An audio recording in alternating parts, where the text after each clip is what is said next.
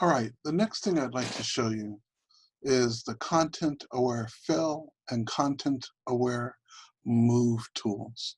So there was a time when I would have thought that something like this was near about impossible, but the idea is that I make a selection and this content-aware tool looks at the environment and is able to modify the selection according to what's around the area.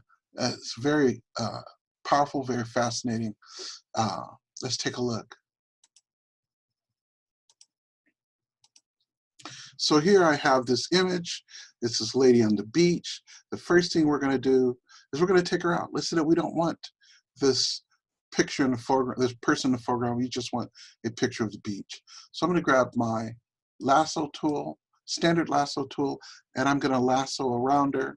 I'm going to start, and it doesn't even have to be a perfect selection.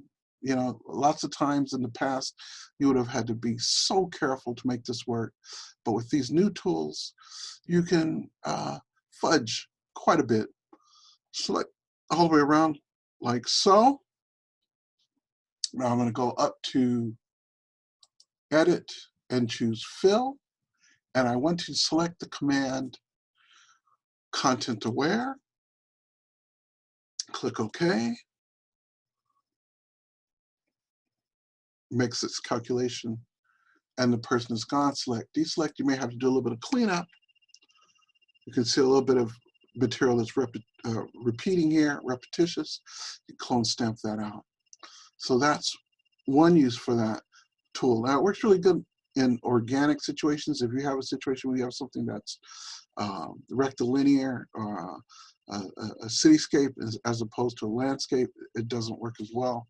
Let's bring her back. Edit, undo deselect, undo fill, and let's go to select and deselect. The other thing I can do is the content aware move.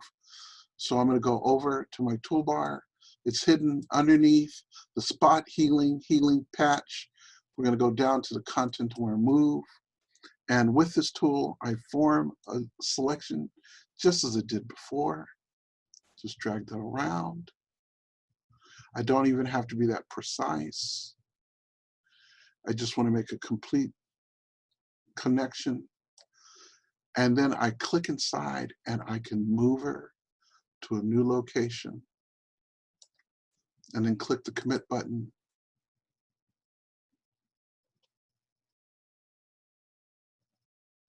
And there's our content aware move.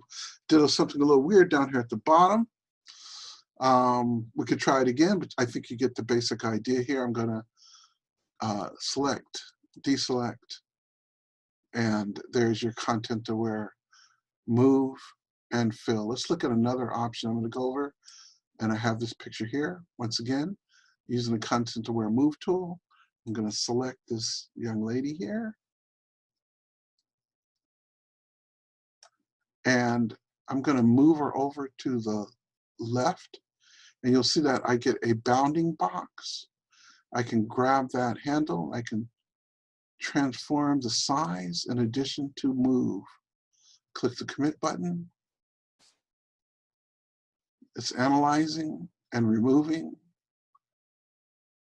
And when we're done, we have something like this. Go to select, deselect. I have a little cleanup to do. I can grab my clone stamp tool, make a nice large brush, and just kind of pick over this area where she was removed with the clone stamp tool. And none is the wiser.